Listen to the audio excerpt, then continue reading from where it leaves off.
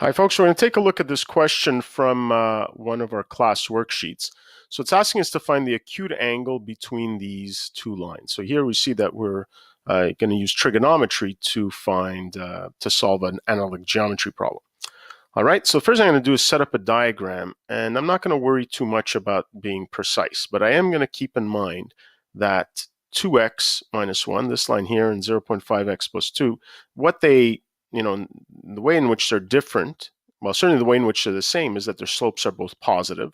So I know I'm going to draw the lines moving upwards, but the way in which they're different is that this one is going to be steeper than that one. So I'm just going to draw one line that's steeper and another line that still has a positive slope, but is less steep. And at some point, because their slopes are not the same, we know they have to intersect. Okay? And this is going to be the point that I'm working with. So how do I solve a problem like this? Well, I use the fact that this slope represents the rise over the run between any 2 points on the line. So let's say I start with this line here. So I'll call this line 1, and I'll call this line 2.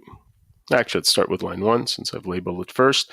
Is I know that if I take any other point on this line, wherever it is, that I can create this triangle essentially, because I've got the rise and the run, which are perpendicular to each other, so a right angle triangle, okay? And this represents a rise of 2, think of this as 2 over 1, and a run of 1. So I can find this angle, which I'll call theta, okay, because I've got a right angle triangle and I know 2 sides. And since the sides that I know relative to theta are the opposite and adjacent, I'm going to use tangent. So I can write tangent of theta is equal to opposite 2 over adjacent 1. And so theta is just going to be inverse tangent of 2. Okay, and let's get that angle there. So what do we have? We have inverse tangent of 2 is equal to 63.4, okay, degrees. And now I'm going to do the exact same thing for this other line, okay? I'm just going to make it a little bigger here. So I'll say if that's my rise and run, well, this is 1 over 2, so rise of 1, run of 2, okay? And so now I can find this angle, which I'll call phi. Okay, but again, what do I have? I have the opposite and adjacent side, so I'm going to use tangent again. So tangent of theta is equal to opposite 1 over adjacent 2. So theta is equal to tan inverse of 1/2, which is equal to, let's find that here.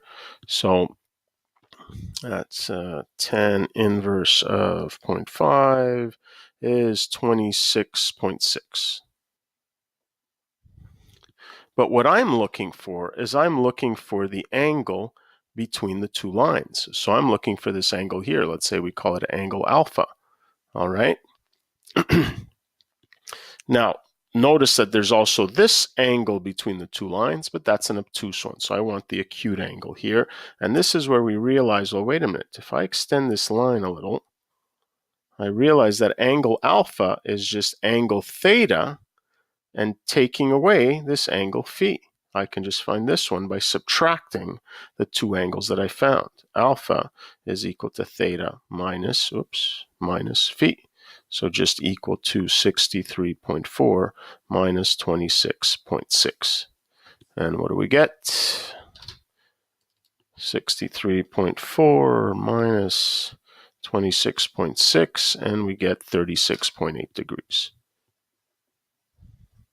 And there you have it. So quick recap. Step number 1 was, as usual, get a diagram. Okay. While I didn't draw an accurate diagram, I did keep in mind that both of these lines were going to be increasing lines, and that this first one was going to be steeper than the second one. And then I was able to find each of their angles to the horizontal.